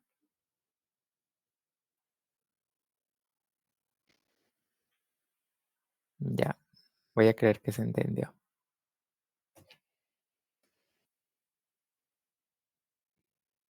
Entonces hay alteraciones de la relación OBQ, chicos. Hay primero un aumento del espacio muerto. ¿Te acuerdas que te dije que era el espacio muerto? Eran zonas en donde no hay intercambio de gases, ¿no? Hay un espacio muerto anatómico de 150 mililitros, pero también hay espacios muertos que son patológicos. Imagínate que acá hay una embolia pulmonar, se corta el flujo acá, entonces el volumen, la ventilación es mejor que la perfusión, ¿no? La perfusión se acerca al cero, ¿no? Aquí es mayor a uno, ya mayor a uno la relación VQ. Alvéolos bien ventilados, pero están mal perfundidos, ¿ya? Aquí está el espacio muerto anatómico, que es normal, que es justamente las vías aéreas. Luego está el llano cortocircuito. ¿Qué pasa cuando, por ejemplo, ingresa un objeto extraño o hay mucha secreción de moco, se obstruye la ventilación y entonces, ¿qué pasa en el shunt o cortocircuito? Hay alvéolos que están bien perfundidos, pero están mal ventilados, ¿ya? Hay un shunt anatómico que ocurre en la circulación bronquial. ¿Qué cosa es esto de la circulación bronquial? Los bronquios son tejidos, por lo tanto necesitan un flujo, pues, para nutrirse. Entonces se roban parte de ese flujo de la sangre que ha sido intercambiada, se roban un poco de ese oxígeno y eso genera un shunt, ¿no? Ha habido como un cortocircuito, algo se escapó por ahí. Eso que se escapó es la sangre que se fue a la circulación bronquial para nutrir a, a lo que es el tejido bronquial, ¿ok? Listo. Continuamos, chicos. Ahora hablemos del aire, ¿ya? El aire es una mezcla homogénea de gases que conforman la atmósfera. Si hacemos como una torta, vamos a ver de que el oxígeno es el 21% y el nitrógeno el 78%. Entonces, el aire no tiene tanto CO2 como tú crees, tiene poquito nomás. Acá vamos a ver la ley de Dalton. Mira, acá tenemos un recipiente con un contenido de 50 milímetros de mercurio, una presión de 50 milímetros de mercurio. Y otro recipiente del mismo tamaño, pero con 30 milímetros de mercurio. Si yo junto a los dos voy a tener una mezcla de gases en el mismo volumen, con la presión que es la suma de ambos, pero de un color diferente, ¿no? Esto se aplica a qué cosa? Se aplica al aire, es lo mismo. Acá va a ser A, por ejemplo, el oxígeno, y B, el nitrógeno, y C, el otros gases, ¿no? Todo esto suma, ¿en qué cosa es eso? El aire. ¿Por qué es importante la ley de Dalton? ¿Por qué? Porque te dice la ley de Dalton de que cada gas ejerce la presión que ejercería si ocupara por sí solo el volumen. Es decir, esta, este gas A ejerce una presión de 50 cuando está solo, pero también ejerce una presión de 50 cuando está combinado. Este B ejerce 30 y cuando está combinado también va a ejercer 30. No va a cambiar por más que esté mezclado, ¿ya? ¿Y por qué es importante, Leonardo? Es importante porque esto te permite entender de que el 21% de la presión siempre va a corresponder al oxígeno. Por más de que esté mezclado y por más de que cambie todo, siempre el 21% de la presión del aire va a ser de oxígeno. Si yo tengo 100 de presión de aire, 21 será de oxígeno. Si yo tengo 50 de presión de aire, siempre va a ser el 21% por la ley de Dalton. Por otro lado, esa ley de Henry, que relaciona qué cosa? Relaciona la concentración de un gas con la constante de solubilidad y con la presión parcial del gas. Para que lo entiendas, es simplemente lo siguiente. Si aumenta la concentración del gas, aumentará también la presión parcial del gas. Están en relaciones directas. ¿Qué quiere decir eso? De que en tu cabeza tiene que ser lo siguiente. Si la concentración de un gas aumenta, es porque su presión también ha aumentado. Y viceversa, ¿no? Si aumenta la presión del gas, también ha aumentado, ¿qué cosa? La concentración, ¿ok? Entonces, cuando tú escuches de que aumenta la concentración o aumenta la presión, siempre piensa en el otro, ¿no?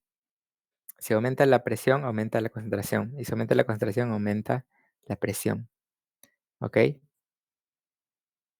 Listo, entonces mira, el aire tiene 760 mililitros de mercurio. Si yo le saco el 21%, me sale 160. Si yo le saco el 68%, me sale 592. ¿Ya? Esos números es simplemente el porcentaje. Entonces, la presión atmosférica a nivel del mar es 760 milímetros de mercurio. Sin embargo, cuando ascendemos, esta presión va disminuyendo. Y para eso te dice esto de acá. Imagínate que estás acá a nivel del mar, estás en la playa, ¿ya? En Miraflores. ¿Qué pasa? A este nivel, tú vas a tener que soportar toda la presión que está por encima, ¿ya? Por encima, ¿ya? Vas a tener que aguantar toda esa presión. Sin embargo, cuando te vas de viaje a la sierra, a Huaraz o algún lugar de altura, estás, por ejemplo, a 3000 metros sobre el nivel del mar, simplemente vas a soportar una presión, la presión de lo que está por encima de ti. Entonces, la pregunta que les voy a hacer es la siguiente. ¿Quién, eh, ¿Quién soporta más presión, el que está en Lima o el que está en Huaraz? ¿O dónde hay mayor presión atmosférica? ¿En Lima o en Huaraz? Exacto, ¿no? En Lima, ¿no? ¿Por qué? Porque hay que soportar todo lo que está por encima. En cambio, en Huaraz, la presión atmosférica disminuye, ¿no? ¿Y cuál es el problema con eso? El problema con eso es lo siguiente. Aquí en Lima tú recibes siempre tus 160 milímetros de mercurio y tú estás acostumbrado a eso, ¿ya? Sin embargo, cuando te mandan a Huaraz y te mandan a correr o algo, tienes una desventaja y es que aquí ya no hay 760, aquí hay 525 y si le saco el 21% me sale 110. Entonces tú, que eres un limeño común y corriente, así como yo, que estás acostumbrado a tus 160 mililitros de mercurio, te das con la ingrata sorpresa de que cuando vas allá tienes solamente 110, ¿no? Entonces, es por eso de que cuando vas allá empiezas a tener los síntomas, ¿no? Si tu cuerpo no se logra adaptar bien, te va a dar el famoso soroche, o siendo más médicos, más profesionales de la salud, el mal de altura, ¿no? Justamente por eso, ¿no? Te desmayas, te da náuseas, etcétera, etcétera, ¿no? Hasta que te logres adaptar. Sí, y es por eso, ¿no? Entonces aquí te pueden hacer la siguiente pregunta. Em,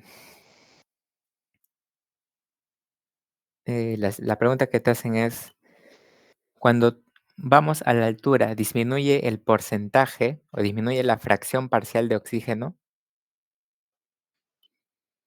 Y la respuesta es no, porque siempre inspiramos el 21%, ¿no? La presión parcial o la fracción siempre es la misma, siempre es 21%, eso no cambia, ¿ya? Entonces, ¿qué es lo único que ha cambiado? Es que ha disminuido la presión arriba, ¿ya? Y como disminuyó la presión arriba, entonces es por eso de que es por eso de que te quedaste con menos oxígeno y te dio mal de altura, pues, ¿no? Eso también explica, chicos, por qué el agua hierve más rápido en altura. Acuérdate que para que el agua hierva tienes que alcanzar la presión de la atmósfera. Acá en Lima tenemos que alcanzar 660 y arriba tienen que alcanzar 525. Entonces allá su agua hierve más rápido, porque tienen que alcanzar una presión menor. Realmente, chicos, nosotros es como si estuviéramos en un mar de aire, se dice, ¿no? No me acuerdo quién dijo eso, pero imagínate que te metes al mar al fondo, ¿no? Estás soportando todo el volumen de agua. Pero realmente nosotros ahorita estamos en un mar de aire, estamos soportando la presión del de la atmósfera, pero no nos damos cuenta, ¿no? Estamos en un mar de aire, no te olvides, ¿ya? Y este mar de aire se hace más, eh, digamos, mm, más considerable a nivel del mar y se hace menor cuando ascendemos, ¿no? Listo.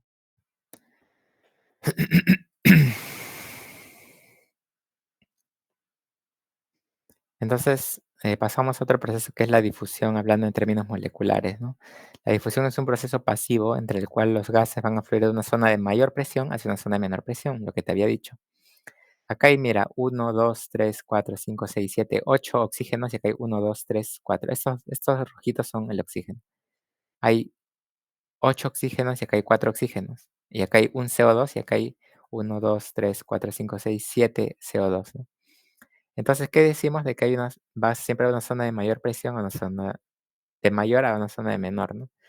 Entonces, este compartimento va a enviar hacia el otro y este también hacia el otro. ¿Con qué finalidad? De que se igualen. Entonces, hay 6 moléculas de oxígeno en cada lado y hay 4 moléculas de CO2 en ambos lados. ¿Están qué cosa? Igualados. No hay flujo. ¿Por qué? No hay difusión. ¿Por qué? Porque no hay gradiente. No hay ninguna zona de mayor, ninguna zona de menor presión. ¿Para qué me sirve esto? Para la ley de Fick. La ley de Fick me dice lo siguiente. Ahí el flujo de difusión va a depender de la capacidad de difusión y de la diferencia de las presiones parciales de los gases. Si no hay diferencia y esto es cero, no hay flujo. Es por eso de que tiene que haber una gradiente o una diferencia, ¿ya? La capacidad de difusión se puede descomponer con los siguientes parámetros: el área de intercambio, el coeficiente de solubilidad y el grosor de la membrana. ¿Qué es todo esto? No te entiendo nada, Leonardo. Es lo siguiente. Ya, entonces, descomponiendo esta fórmula, mira, el flujo es igual a la capacidad de difusión y en vez de poner capacidad de difusión voy a poner esto y esto lo llevo acá, ¿ya? Es lo mismo, ¿ya? Solamente que descompuesto, ¿ya? ¿De qué estás hablando? Estoy hablando de esto, chicos. Em, ¿Qué cosa es la difusión, chicos? O la hematosis, para ser más específicos. Es el paso de un compartimento llamado alveolo a otro compartimento llamado vaso sanguíneo, espacio intravascular. Entre ambos hay una membrana. ¿Cómo se llama esa membrana, chicos? ¿Alguien la conoce? Le digo a Saavedra que les ponga un punto más. Saavedra les enseña, ¿no?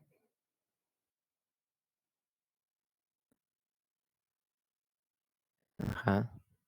Ya, bueno, nadie se ganó el punto.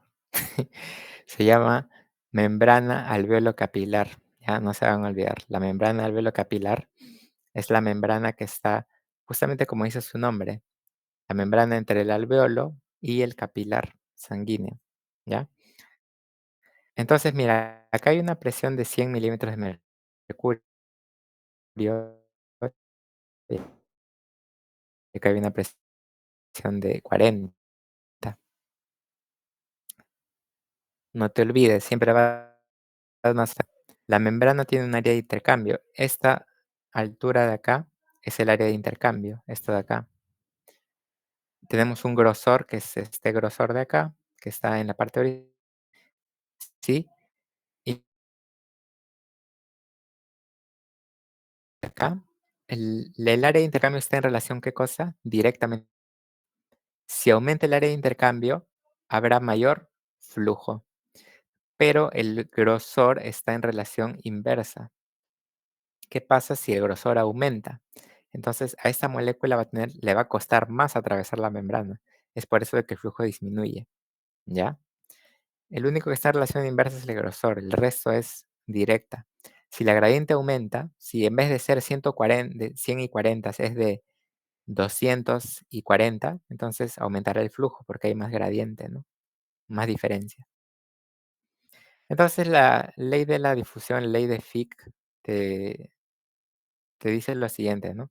La difusión se relaciona de forma directa y proporcional a la diferencia de presiones o gradiente, al área de intercambio y al cociente de difusión del gas, que es una constante, pero está relacionado de forma inversa con el grosor de la membrana de intercambio, no te olvides, ¿ok? Y acá está la membrana del alveolo capilar, ¿no? Mira, este es tu alveolo y acá está tu vaso sanguíneo. Esta zona de acá es la membrana del alveolo capilar, ¿ya? Las moléculas tienen que pasar para acá y también para acá.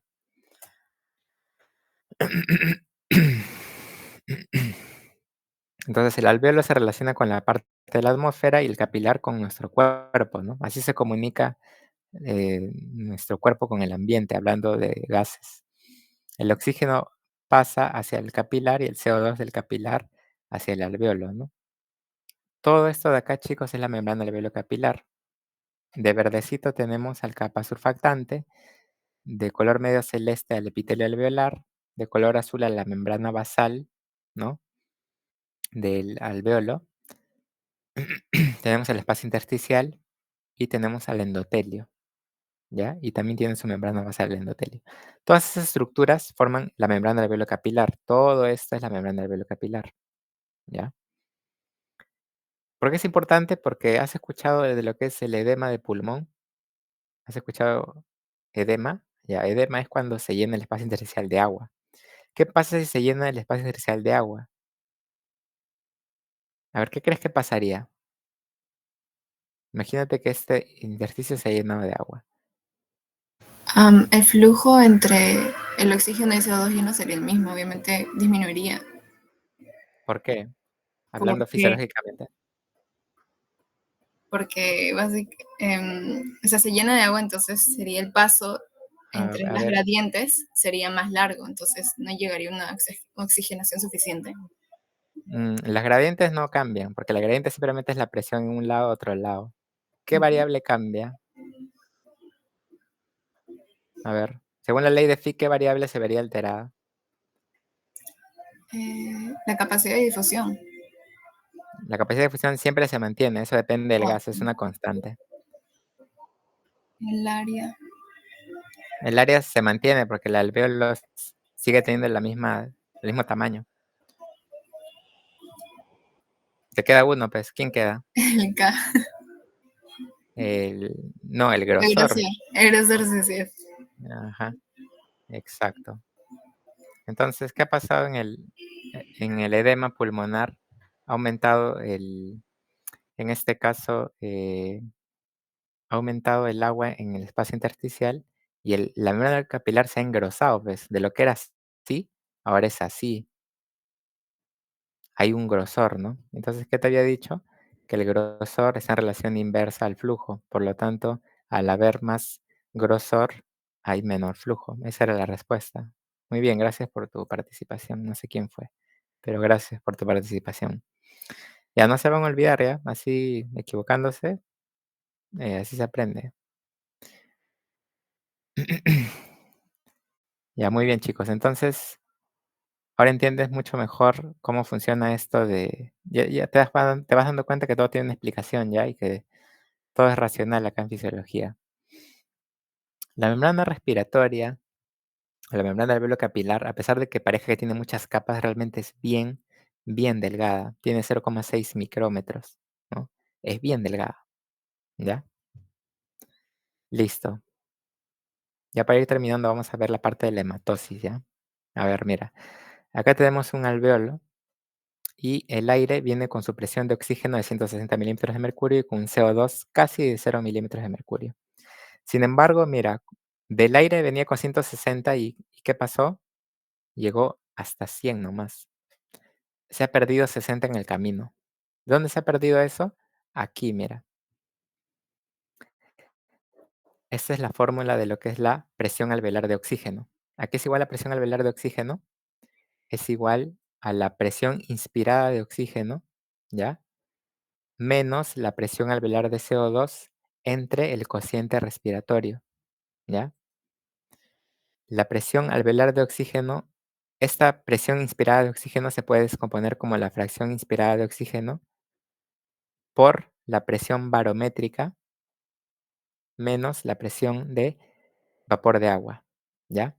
Chicos, ¿cuánto es la presión inspirada de oxígeno? Es siempre 21%, no se olviden. Eso es lo que les decía, ¿no? En la altura, ¿disminuye la fracción inspirada de oxígeno? No, siempre es 21%. Lo que disminuye es la presión, no la presión total, la presión parcial.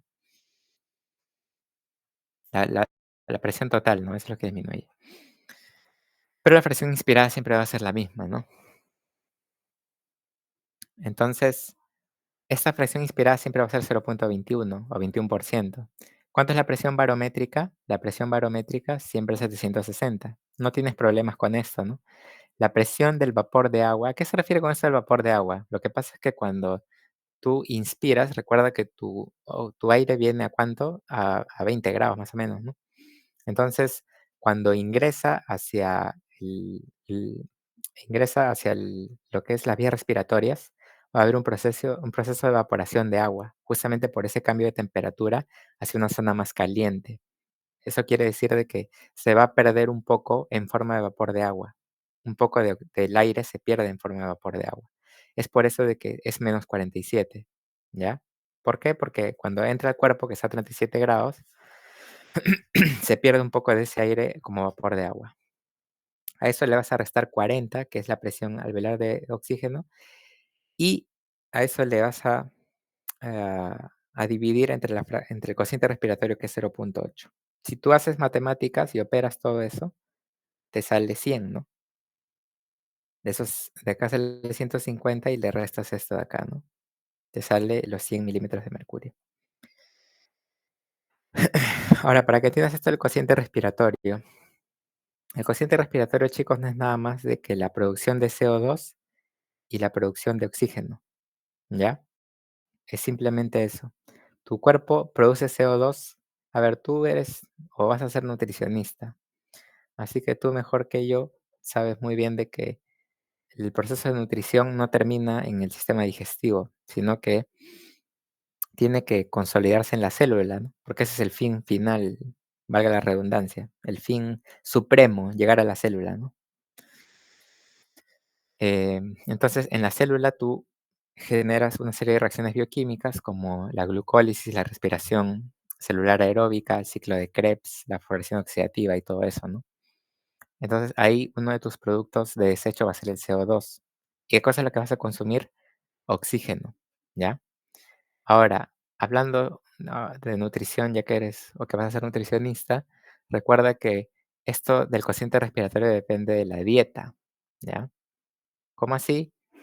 Recuerda que los carbohidratos y, por ejemplo, los lípidos tienen diferente composición bioquímica, su estructura bioquímica es diferente, tienen diferentes cantidades, por ejemplo, de carbonos, ¿no?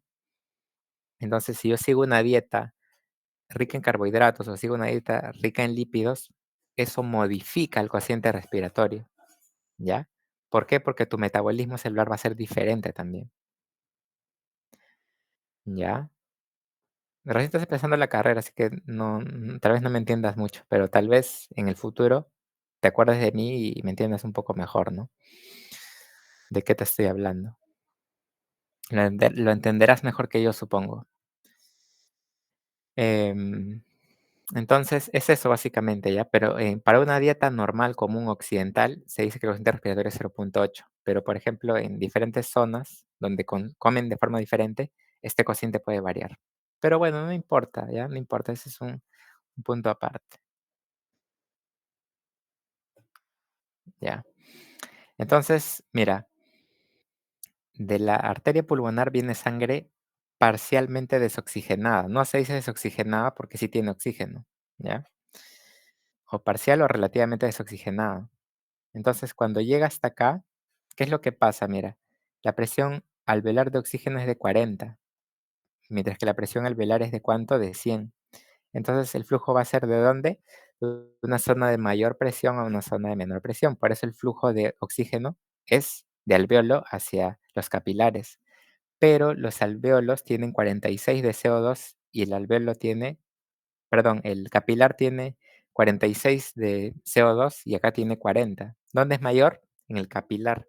Por eso va del capilar hacia el alvéolo, ¿ya? No es magia, no es que se lo inventaron, es simplemente entender la parte física, ¿no? Ya, el flujo va de una zona de mayor a una zona de menor presión. Entonces, luego de eso se recarga de oxígeno y se quita un poco de CO2 y termina así, ¿no? De 100 a 80 milímetros de mercurio de oxígeno en la vena pulmonar y una presión de CO2 de 40, ¿no? Tenemos la gradiente alveolar arterial, que vendría a ser la presión alveolar de oxígeno, que es esta de acá, con la diferencia de la presión arterial de oxígeno, que es esta de acá, ¿ya? El valor es hasta 20 milímetros de mercurio. Si yo tengo, por ejemplo, 70, ¿cuánto será la gradiente? 100 menos 70, 30, ¿no? Eso ya es patológico. ¿Y esto a qué me alerta? A que hay un problema acá. No está difundiendo. ¿Qué está pasando? ¿Ya? Las hipoxemias se clasifican en base a su severidad. Hablamos de hipoxemia cuando es menor a 80, ahí ya hablamos de hipoxemia. Va a ser leve hasta 70, moderada hasta 60, y hay hipoxemia severa hasta 60 milímetros de mercurio. Ahí entramos ¿a qué? A una insuficiencia respiratoria, ¿ya? Listo. El intercambio de oxígeno y CO2 están limitados, ¿por qué? Por la perfusión. ¿Qué significa eso? De que para que haya intercambio de gases tiene que haber perfusión, chicos. Imagínate que aquí se detiene el flujo. Si aquí se detiene el flujo, va a llegar un momento en el que se van a igualar la presión de alveolo con la presión arterial. Y si se igualan, no hay gradiente. Y si no hay gradiente, entonces no hay intercambio, ¿no? A ver qué me dicen por acá. Cuando hay hipoxemia y hipoventilación, ya, ya a ver, ya a ver, a ver, les explico. Ya, les voy a explicar, ¿ya? El término de hipoxemia, chicos, simplemente es Cuando yo tomo un análisis de gases arteriales, si yo veo que mi oxígeno está menor a 80, ahí hablo de hipoxemia. Simplemente es eso, es un valor numérico. Sin embargo, el concepto de hiperventilación es otra cosa, es muy diferente. A ver, ¿qué cosa es la hipo y la hiperventilación? La hipo y la hiperventilación tienen como parámetro, ¿qué cosa? El CO2, ¿ya? Cuando yo tengo un CO2 elevado, eso significa que estoy hipoventilando. ¿Por qué? Porque mis ventilaciones están reteniendo el CO2. Por eso es que se está acumulando. Pero cuando el CO2 es bajo, ¿qué cosa estoy haciendo yo? Estoy hiperventilando.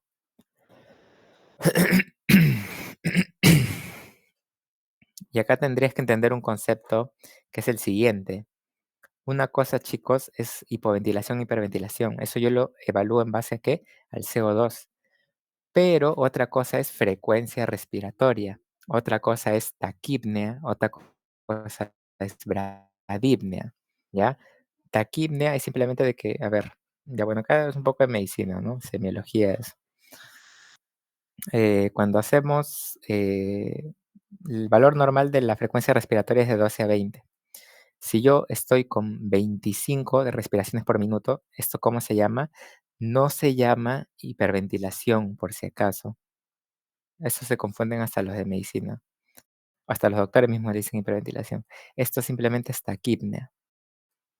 Y si yo tengo, por ejemplo, 8 respiraciones por minuto, eso se llama bradipnea. Así nada más. Ahora, es cierto de que la taquipnea se relaciona con la hipoventilación. Eso es cierto. Perdón, con la hiperventilación. ¿Por qué? Porque al yo hacer más respiraciones por minuto, ¿qué cosa hago? Hago más expulsiones de CO2, ¿no? Hago 25 expiraciones, ¿no? Si yo hago 25 expiraciones, voy a eliminar más CO2. Entonces, una taquipnea se correlaciona con una hiperventilación, mientras que una bradipnea se correlaciona con una hipoventilación, porque aquí voy a tener solamente 8 expiraciones, ¿no? Es decir, voy a retener más CO2. No sé si me entendiste, espero que sí, pero son conceptos muy diferentes, ¿ya? La hipoxemia está en relación al valor del oxígeno en el AGA y la hipohiperventilación es en base al CO2, ¿no? ¿Por qué te digo que no son lo mismo? Porque yo puedo estar haciendo 50 respiraciones por minuto, pero tener un CO2 elevado. ¿Por qué? Porque mis ventilaciones no son efectivas, ¿ya? Una cosa es que yo haga una respiración superficial y otra cosa es que haga respiraciones profundas o bien hechas, ¿no? Es mejor hacer respiraciones profundas y bien hechas cuando te hablo de ventilación que hacer un montón, pero superficiales. ¿Ya? Entonces, a modo de resumir tu pregunta, la hipoxemia es simplemente un valor numérico de oxígeno y la hipo y la hiperventilación es un concepto relacionado al CO2, a cómo estás ventilando, a si estás expulsando o si estás más o menos CO2. ¿Se entendió? Ya, espero que sí. Listo. No te rayes, ¿ya? Tranquilo nomás. Ya, listo. Y con eso terminamos este repaso, chicos. Por ahí hablé con tu delegada, me dijo que les habían dejado algo, les explicaron más o menos cómo es les habían explicado cómo es esto de el AGA, de acidosis, esa vaina. Ya, le voy a explicar ya, algo sencillo. Miren, el AGA y eso de los gases se estudia con la ecuación de Henderson-Hasselbalch, ¿ya? No te voy a explicar porque no es la idea todo, pero quiero que entiendas algo. La ecuación de Henderson-Hasselbalch relaciona dos parámetros. ¿Esto qué cosa es? El bicarbonato. Esto es el componente de la base, ¿ya? Y el CO2, a ver, cuando hablamos de ácido base hablamos de que el ácido es el hidrogenión, ¿verdad? Y que la base es el bicarbonato, ¿ya? Entonces, para yo comparar ácido con base, tendría que analizar el hidrogenión y el bicarbonato. El bicarbonato ya lo estoy estudiando acá, pero no estoy estudiando el hidrogenión. Em, y la respuesta aquí es de que realmente sí. ¿Por qué? Porque el CO2 es un indicador indirecto del hidrogenión. Para que lo entiendas, el ácido carbónico, por la anhidrasa carbónica, se convierte en agua más CO2, o al mismo tiempo esto puede ser igual a ¿qué? A bicarbonato más un hidrogenión, ¿no? Es lo mismo. Entonces, esto de acá está en relación directa con esto.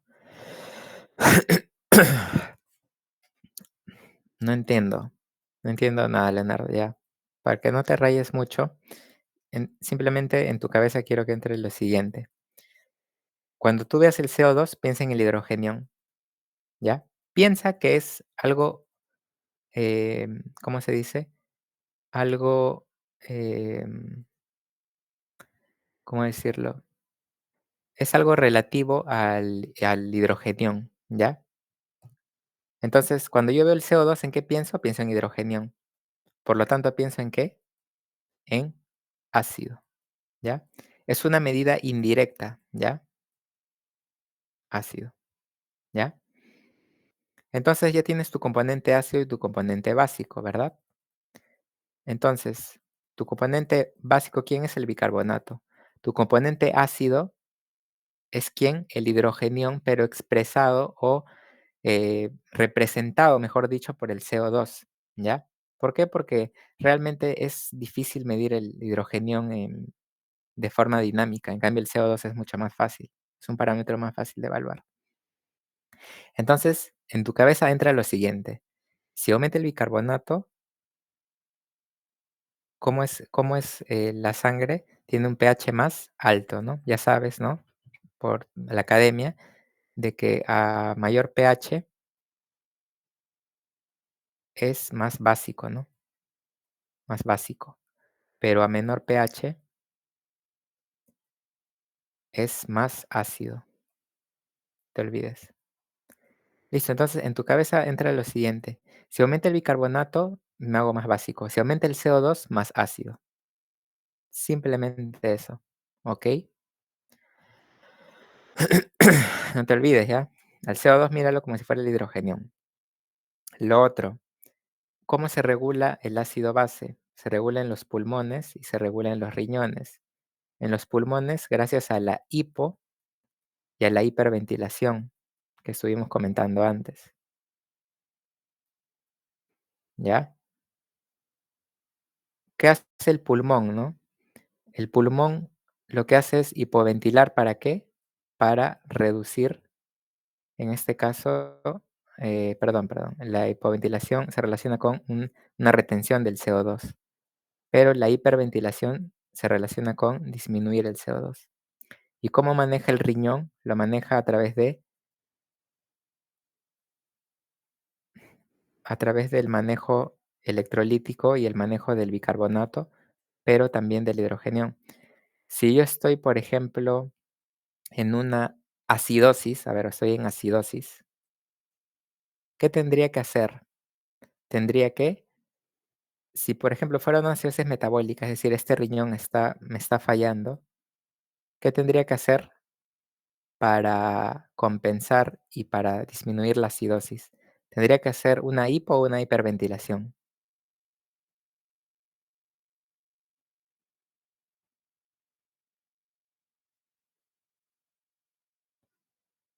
Muy bien, una hiperventilación, ¿no? ¿Por qué? Porque la hiperventilación hace que haya menos CO2. Y si hay menos CO2, hay menos ácido. Y si hay menos ácido, esto se vuelve más básico o se vuelve normal, ¿no? Del mismo modo, ¿qué pasaría si hay una acidosis, pero en este caso de causa pulmonar o respiratoria? Entonces, aquí ya no cuento con el pulmón, sino cuento con quién, con el riñón. ¿Qué va a hacer el riñón? Va a reabsorber más bicarbonato, ¿ya? Esa es la lógica. Listo. Y, ¿qué le van a preguntar? Simplemente si es acidosis, alcalosis, nada más. Ojo, a ver, mira estos parámetros normales. El pH tiene una variable de 7.35 a 7.45. El CO2 es de 35 a 45 mililitros de mercurio y el bicarbonato de 22 a 26. Eso debe estar en tu cabeza, ¿ya? Una cosa, chicos, es acidemia, una cosa es acidosis, ¿ya? Y otra cosa es alcalosis y otra cosa es alcalemia. La acidemia y la alcalemia simplemente es el valor numérico. Si yo tengo 7.33, estoy en alcalemia, pero estar en acidosis puede ser como no puede ser. ¿Cómo yo sé que estoy frente a una acidosis? ¿Por qué? Porque hay alteración de estas variables, CO2 y bicarbonato. Del mismo modo, chicos, yo puedo tener un 7.4 de pH y yo no puedo decir que esto está normal. Para decir que está normal y que no haya acidosis, no hay acidemia ni hay alcalemia, por cierto, en 7.4, que es el ideal. Pero si esto está alterado, entonces sí hay acidosis. Acidosis sin alcalemia, sin acidemia, es normal. Generalmente se acompañan, ¿no? Acidemia con acidosis, alcalemia con alcalosis, pero no es lo mismo. ¿Ya? La alcalosis, la acidosis es una alteración de estos parámetros. Listo. Entonces vamos a hacer el análisis del AGA. Vamos a analizar este de acá.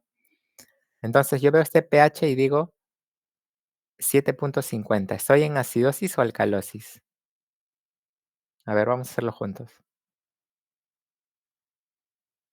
7.50. ¿Acidosis o alcalosis? A ver qué dicen. Muy bien, estamos en alcalosis, ¿no? Porque el pH está aumentado. Listo, entonces tenemos una alcalosis, ¿ya? Vamos eliminando estas acidosis. Tengo una alcalosis, pero me falta ponerle apellido. Ahora, para yo ponerle el apellido, tengo que saber cuál es la causa. Entonces, yo me hago la siguiente pregunta.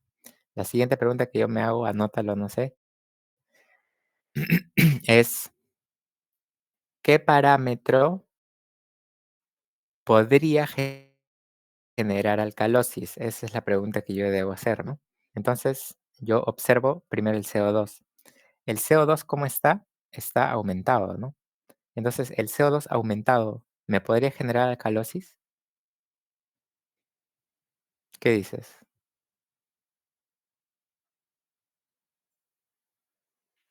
¿El CO2 aumentado genera alcalosis? No, pues chicos, no puede generar porque acuérdate que el CO2, ¿qué cosa es? Es ácido. Acuérdate, si aumenta el ácido, si aumenta el CO2, ¿qué cosa debería haber? ¿Qué debería haber? Díganlo para irme feliz de aquí. Acidosis, Debe. profe. Ajá, muy bien, acidosis, pues, ¿no? Si el CO2 está aumentado, acuérdate, el CO2 para mí es el ácido. Si el CO2 está aumentado, debería haber acidosis. Entonces, el CO2 no me explica la alcalosis, ¿no? Sin embargo, voy al otro parámetro. ¿El bicarbonato está aumentado? Sí, está aumentado, ¿no? Está aumentado y el bicarbonato aumentado, ¿podría generar alcalosis? Sí, ¿verdad? Entonces, ahí yo digo, sí, pues la causa de alcalosis es el bicarbonato. Por lo tanto, ¿será una causa metabólica o respiratoria? Metabólica, muy bien, porque el problema es el riñón, ¿no? Cuando el riñón es el problema, es metabólico. Y cuando es respiratorio el problema, es el CO2 el que está alterado, ¿no? Entonces, esta es una alcalosis como metabólica, ¿no? Que se está compensando ¿con quién? Con el CO2, ¿no? El CO2 me quiere hacer un aumento de los ácidos para salirme de la alcalosis, ¿no? Entonces, este compensa. Ya bueno, realmente esto de acá, esto de compensa, realmente si mis profes de medicina estuvieran acá, los nefrólogos, esos manes, realmente no es la terminología adecuada. Pero para este nivel que estamos en fisiología, tú di que compensa nomás, pues, ¿no? Hay, hay alteraciones ácido base dobles, triples, ¿no? Pero bueno, a ti a lo mucho te preguntarán esto. No creo que Savera te pregunte más. Entonces, ¿Qué es esto, chicos? Es una alcalosis metabólica, que está compensando ¿con qué? Con una acidosis respiratoria, ¿no? Listo. Hagamos el siguiente. Esto de acá, ¿qué cosa es? ¿Alcalosis o acidosis?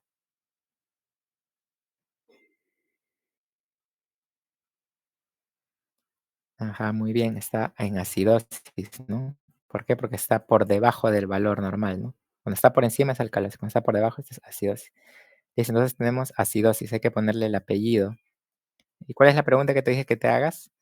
La pregunta es la siguiente: ¿qué parámetro podría explicarme la acidosis, no?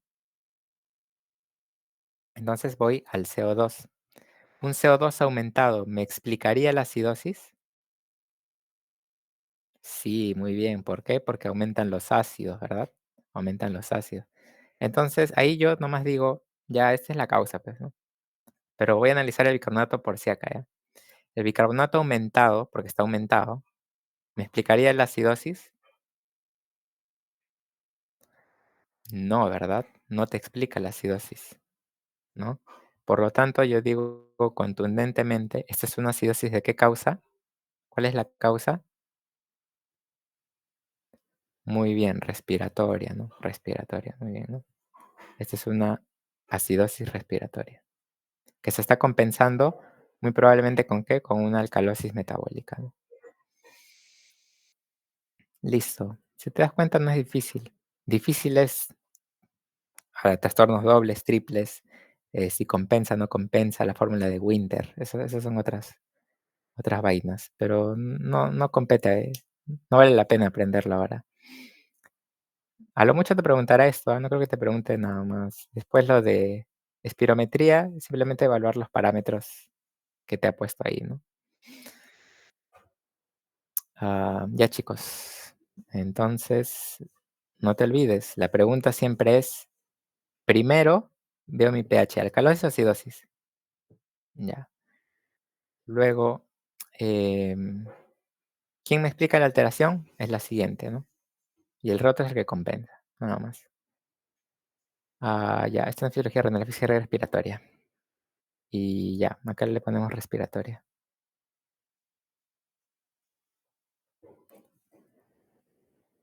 Es que como lo saqué de una diapo de ¿cómo se llama? De ácido base, lo había puesto de renal, pero ya. Ya. El examen, a ver, tienen el examen, lo hago ahorita el examen. Ya, chicos, muchas gracias por su atención y espero que les vaya muy bien. Estudien siempre a conciencia. Em, y fisiología es un poco complicado, pero sí, si le agarras el gusto o le tratas de comprender, sí, te logras encariñar, ¿no? Así me pasó a mí en su momento. Espero que te vaya bien en tu examen. El otro repaso lo va a hacer Paola mañana, creo. Y bueno, espero haberte ayudado, ¿no? Espero haberte ayudado